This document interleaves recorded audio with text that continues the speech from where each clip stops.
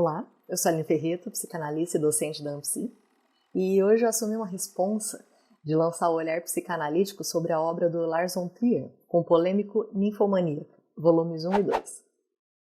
Devo começar advertindo que, para melhor apreciação da obra, o espectador precisa se isentar de julgamentos morais. Desde sempre, as questões sexuais são tabus, especialmente para a mulher, então já chega desprendido para não se cegar. E começa pesado, com riffs do Rammstein, com Joy sendo encontrada num beco, desacordada, espancada e suja. Apesar da consciência da violência sofrida, parece resignada com a situação. O idoso Seligman tenta auxiliar, mas ela nega outros tipos de socorro. Aceita um chá em sua casa e é nessa cena que se passam os 2 volumes. Ele oferece uma escuta interessada, neutra, por uma curiosidade intelectual. É escritor e se considera assexuado, com desinteresse pelo sexo e sem nunca ter passado ao ato. Ela trazia em seu semblante uma desesperança, como de uma aceitação e conivência com a própria situação. Precisava falar, mas não era para qualquer ouvido. Aí, seus devaneios foram encontrando espaço. Joy vai associando livremente sua relação com a sexualidade, com o êxtase experienciado na infância através de um orgasmo espontâneo. Seligman associa o seu relato a uma passagem bíblica. É quando a humanidade de Cristo é iluminada pela luz divina da eternidade. Fecha aspas. Era o seu sagrado, seu objeto perdido. Em suas aventuras sexuais, se desafiava com desejo, buscando sempre o mais além. Tinha prazer, e muito, mas no combo das compulsões também havia a dependência e a tolerância. E então você perdeu o seu orgasmo. Aí estava sua devastação.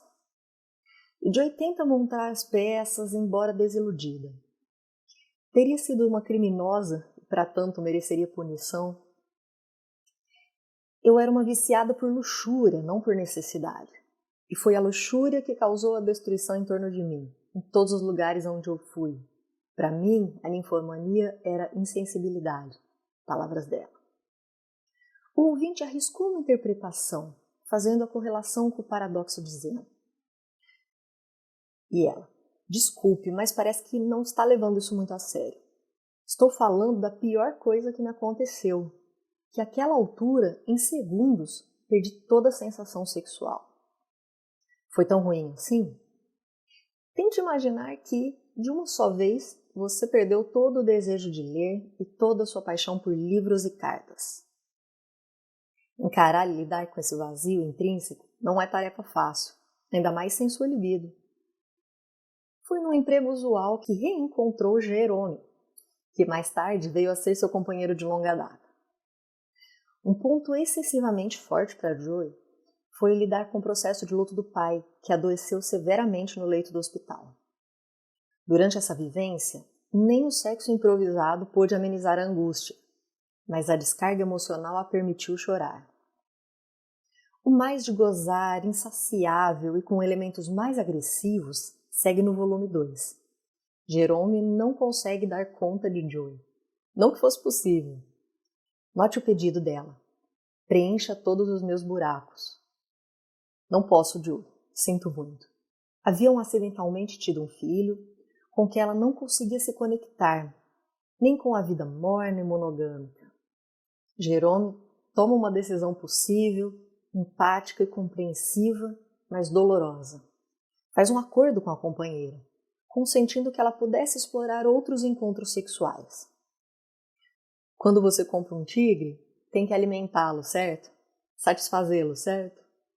Mas eu poderia ter alguma ajuda para alimentar você. E aposta em suportar seu modo de gozo. Inspirada, Joy foi em busca de concretizar uma fantasia, com sede ao pote. Conseguiu se satisfazer e voltar para casa mais aliviada. Embora Jerome soubesse, parecia estar sendo demais para sustentar. Apesar da liberdade e do alívio temporário, a saciedade não cessava. Sua busca compulsiva foi afetando a vida familiar e profissional. além de um peso por saber estar ferindo os sentimentos do parceiro. Em outra polêmica cena, o arriscado encontro não trouxe satisfação sexual, mas um sopro de esperança. Abre aspas aí. Eles me mostraram que havia um mundo distante do meu, que eu tinha que explorar e lá, ou talvez do outro lado, recuperar minha vida.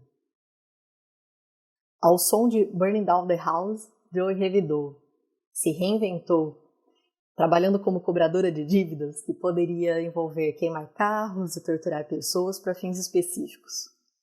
Seu contratante, interpretado por William Dafoe, sugere: não julgo se os desejos dos meus clientes são legítimos ou não. Um ponto de vista que recomendo firmemente que você siga. Ela conseguiu uma maneira de saber fazer com seu sintoma.